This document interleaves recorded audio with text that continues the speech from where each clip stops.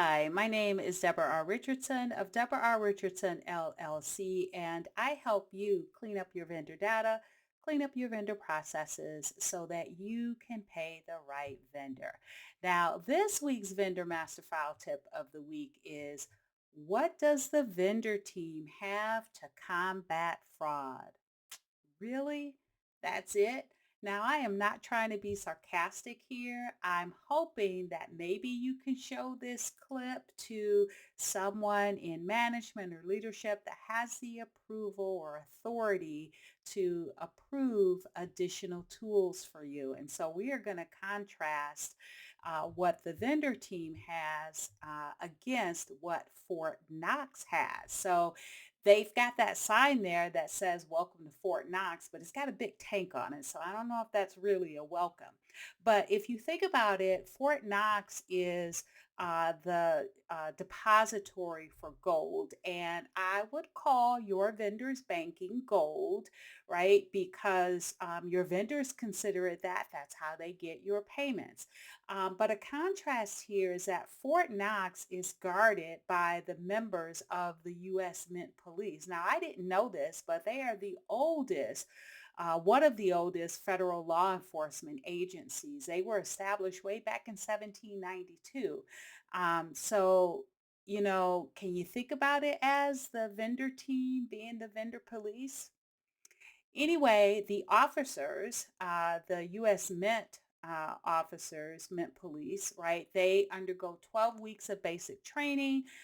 They learn a That's followed by 5 weeks of field training, and they learn a long list of heavy duty skills, including weapons handling, cornering, door entry, room clearing, whatever that is. And I'm not saying that they need that heavy list, heavy duty skills, but the 12 weeks of basic training and 5 weeks of field training, we can get into some more training, right? So, in other words, the Fort Knox prepares the U.S. Mint Police, those that are guarding the gold, and really the same thing needs to be done with the vendor team. So, if you think about the training that the U.S. Mint Police gets for guarding the gold, and then you think about what the vendor team gets in that confirmation call, because everybody thinks that the confirmation call is the be all end all, but it's not. Otherwise, there wouldn't be any fraud. So if you look at the comparison between the vendor team gets a phone and Fort Knox gets all this extra training and all these heavy duty skills, not to mention the tank there, that's not really a welcome. If you were a fraudster, who would you target? So train your team. Please go to the Vendor Process Training Center at training.deborarrichardson.com. You can create and your team can create a free account. I have free training out there. I've got access to a library of vendor validations. I've got a library or frequently asked questions for vendor processes. So you could even join weekly Q&As. I do it every Friday from 12 to 2 p.m. Eastern. I am on there the whole time, but you don't have to be there the whole time. You or your team can drop in, ask your questions, and then go on about your day. Get your team trained. You can even take advantage of all of these free services. So the I will put the link in the description, but again, it's on screen. It is training at training.deborarrichardson.com.